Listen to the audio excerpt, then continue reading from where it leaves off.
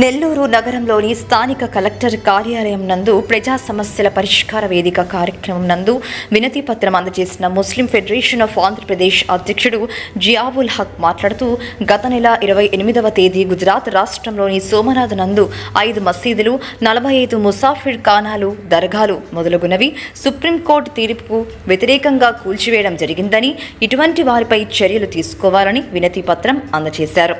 ఈ కార్యక్రమంలో మౌలానా అబ్దుల్ అజీజ్, ఆసిఫ్ బాషా, సంధాని, జమీర్, ఉమర్, సాహుల్, మసూద్, ఖాదర్ భాషా తదితరులు పాల్గొన్నారు।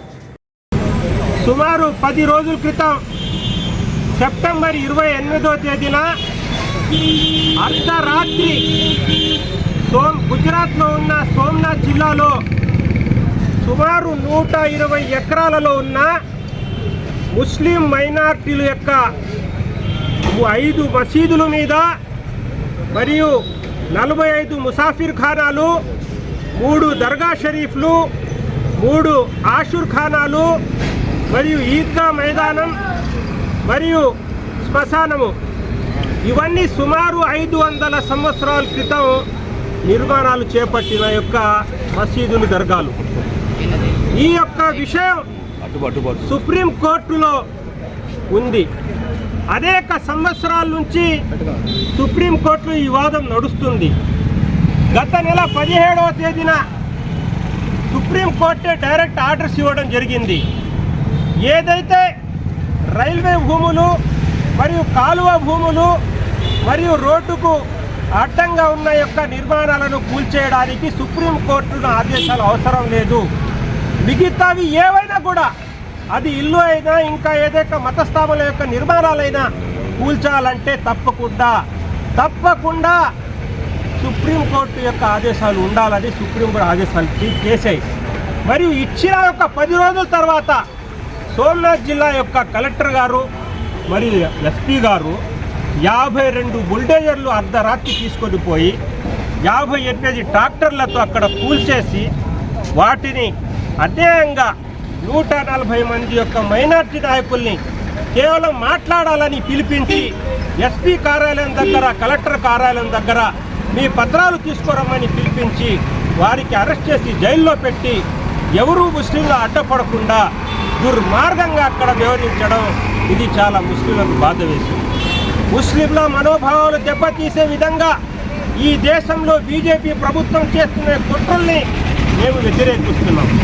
అయితే ఏదైతే అక్కడ ఆ యొక్క నిర్మాణాలు కూల్చిన తర్వాత కొన్ని వేల సంఖ్యలో ముస్లింలు అక్కడ విచ్చేసిన తర్వాత ఈ బుల్డోజర్లు తీసుకుని పారిపోవడం జరిగింది। ఈ భారత రాజ్యాంగం ఎవరైతే ఏ మతాన్ని కూడా అవలంబించవచ్చు, వారికి ఇష్టమైన తిండి తినవచ్చు, వారికి ఇష్టమైన ప్రార్థన చేసుకోవచ్చు రాజ్యాంగం చెప్తూ ఉంటే, మరి ఈరోజు ఈ రాజ్యాంగానికి వ్యతిరేకంగా ఈ రాజ్యాంగాన్ని లెక్క చేయకుండా ఒక కలెక్టర్ హోదాలో ఉండి, ఒక ఎస్పీ హోదాలో ఉండి ఇలాంటి చర్యలు తీసుకోవడం, దుర్మార్గానికి పాల్పడిన ఈ యొక్క అధికారుల్ని వెంటనే ఈ ప్రభుత్వం చర్యలు తీసుకొని వారిని నిధుల నుంచి తొలగించాలి। లేని పక్షంలో దేశవ్యాప్తంగా దీని మీద పోరాటాలు మేము సాగిస్తాం। ఎప్పుడైతే తిరిగి ప్రభుత్వం క్షమాపణ కోరి ఆ యొక్క 500 క్రితం యొక్క నిర్మాణాలు కూల్చారో తిరిగి నిర్మాణం చేసే వరకు మా పోరాటాలు ఆగరని మీకు తెలియజేస్తున్నాం। నమస్కారము। ఈరోజు ముస్లిం ఫెడరేషన్ ఆధ్వర్యంలో ముఖ్యంగా గుజరాత్లోనే అక్కడ మన మసీదులకి, ఈద్గాలకి, దర్గాలకి ఇప్పుడు మన జియా గారు చెప్పినట్టు రక్షణ లేకుండా పోతుంది। ఎందుకయ్యా మీకు పని పాట లేదా అని అడుగుతున్న గవర్నమెంట్, వేరే పనులు లేవా? ఎలక్షన్లు ఏ రాష్ట్రంలో ఉంటాయో ఆ రాష్ట్రంలో హిందువుల్ని మీరు మీ తరఫున చేసుకునే దానికి ముస్లింలు ఈ దర్గాల మీద, మసీదుల మీద, చర్చిల మీద పోతారు మీరు। అరే అసలు మీకు పెట్రోల్ రేట్ ఎంత మీరు పెంచేశారు, మనకు జీడిపి ఎంత పెరిగిపోయింది, పాకిస్తాన్ కన్నా మనం చాలా ఇదిగా హీనంగా ఉన్నాం జీడిపిలో। మనం సింగపూర్, అమెరికాకి ముందు పోవాలా, ఆ డెవలప్మెంట్ చూడాలా, కానీ మసీదుల మీద, దర్గాల మీద మీరు దాడి చేయటం, మీకు ఇంకా ఏదే పని పాట లేకుండా వక్ఫ్ బోర్డ్ బిల్ తీసుకుని రావటం వ్యతిరేకంగా ఎవరు అడిగారా మీకు? ఇవన్నీ ఆ మసీదు అడ్డం ఏమైనా ఉందా మీకు అని అడుగుతున్నాం।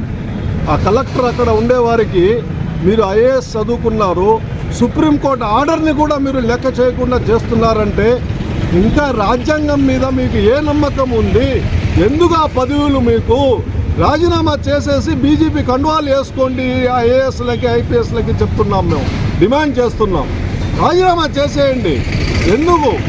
మనం ఇచ్చే ట్యాక్స్లతో మీరు జీతాలు తీసుకుంటా బతుకుతా మా మసీదుల మీద మా దర్గాల మీద మీరు దాడులు చేసి ఏమీ అడ్డం లేకపోయినా అది చేయటం మంచిది కాదు. మనం ముస్లిం ఫెడరేషన్ ఆధ్వర్యంలో ఒకటే అడుగుతున్నాం, మీరు కానీ ఇట్లాంటి ఆపకపోతే సుప్రీంకోర్టు ఆర్డర్ని కూడా లెక్క చేయకుండా చేస్తే మేము దేశవ్యాప్తంగా అందరం కలిసి దీన్ని నిరసన తెలుస్తూ నిరాహార దీక్ష చేస్తూ మీకు ఏది ఏమైనా మేము కూడా కోర్టులో న్యాయపరంగా మీకు పోరాడతామని మేము తెలియజేస్తున్నాం.